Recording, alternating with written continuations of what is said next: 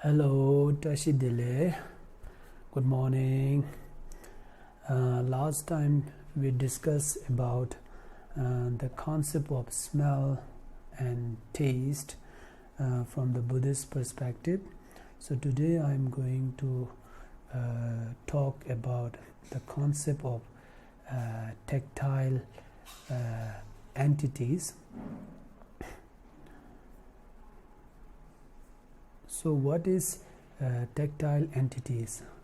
According to the Buddhist textbook, it says that tactile entities is something that is the object of body consciousness. So if you look at the tactile entities, it has classified into the two things. First is primary elements, second is derivative forms. All the primary elements are classified into the four great primary elements. First is earth elements, second is water elements, third is fire elements, and fourth is wind elements. Earth elements, water elements, fire elements, and wind elements. The meaning of earth element is element that is solidity.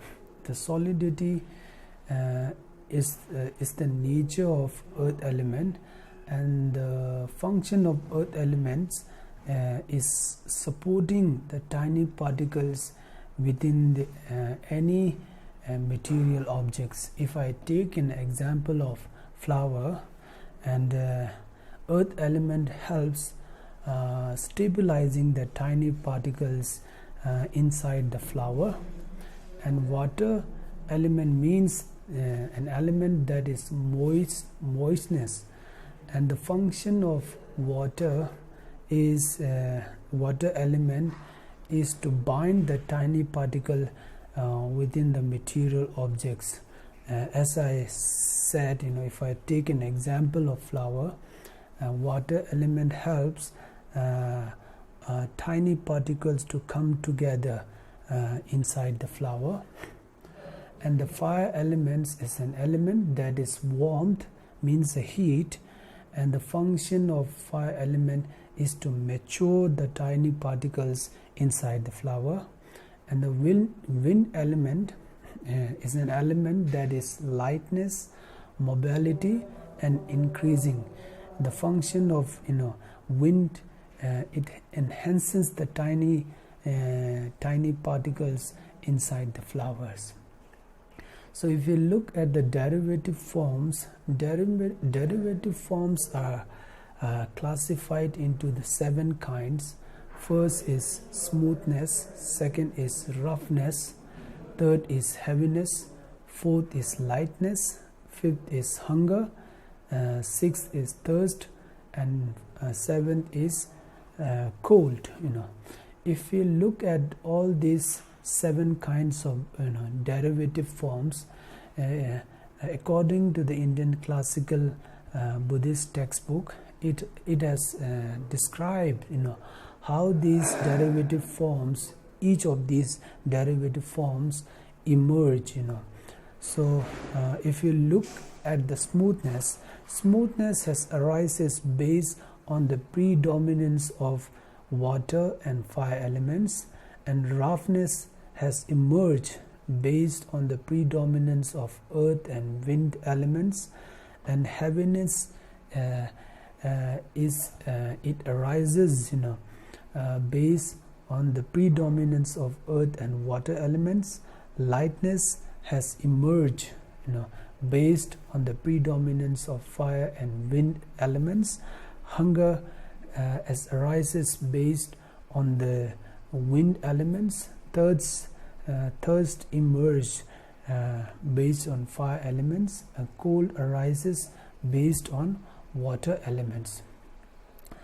If you look at the primary elements,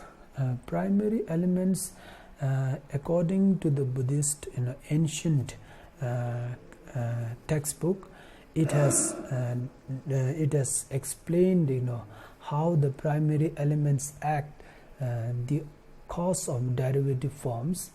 there are many ways of explanation. First is generating cause. Here the generating cause means like a seed and a sprout. Without the seed, sprout would not arise. So similarly, without the primary elements, derivative forms would not arise. And depending cause means if I give you an example, it is like an old man and walking stick. Old man is heavily depending on the walking stick. So similarly, our primary and derivative forms are heavily dependent on the primary elements.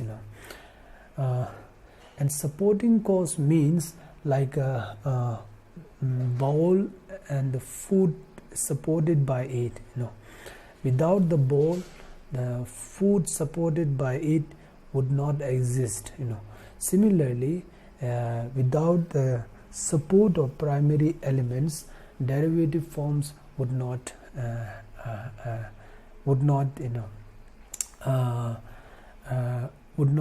arise. And stabilizing cause means like a tree and shadow. If there is no tree, if you cut the tree, then shadow will be disappear itself.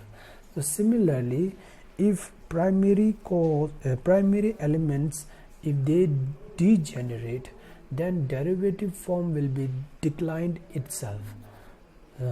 Enhancing cause, here it means that if primary elements enhances, then derivative forms displays enhancement by itself.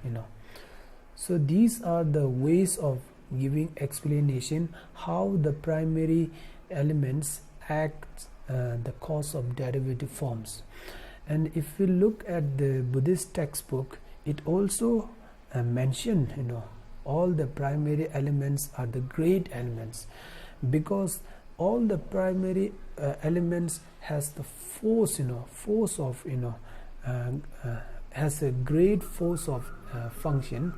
So earth element has a function of supporting, as I mentioned above, that earth elements helps to stabilize the tiny particles in any material objects, and water elements helps to combine, helps tiny particles to come together in any material objects, and fire elements helps to mature the tiny particles in any kind of material objects, and wind elements helps to move tiny particles inside the material objects.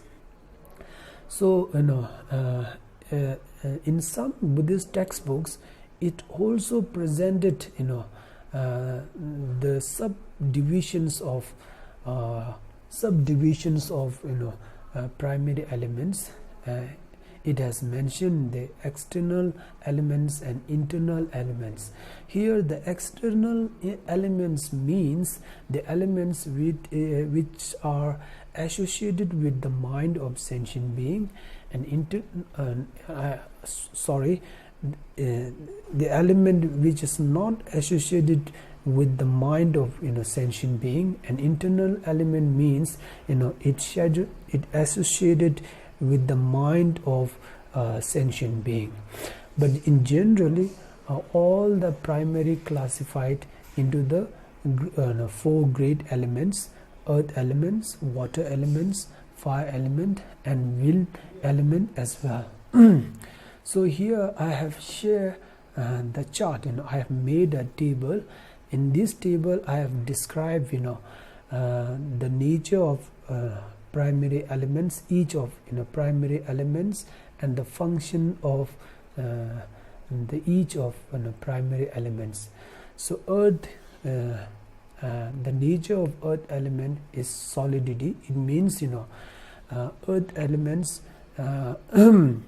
gives us heaviness and hardens, and the function of earth elements, as I mentioned above, that it stabilizes the tiny particles in any material objects. And the nature of water element is moistness. Here the moistness means wetness or oiliness, and the function of water element is binding. Here the binding means a water element helps tiny particle to come together in material objects. And fire elements, the nature of fire element is warmth. Warmth here means heat or burning, and function of fire elements is to mature the tiny particles within the material objects, And the nature of wind element is lightness and mobility, and the function of wind element is enhancing. It enhances the tiny particles inside the any kind of material objects. So that's all today, and if you have any question, please send me an email, and please don't keep your question in your heart, just let me know, and I will give my answer as much as I can. And if you are using WhatsApp, then this is my WhatsApp number. Please contact me through the WhatsApp. If you are watching YouTube, then please subscribe my channel, and don't forget to hit the bell icon. And if you think whatever I have taught is very good, then please share my video as much as you can to the people who are truly interested to learn something about the Buddhist basic epistemology and science. And that's all. Thank you. Have a good day.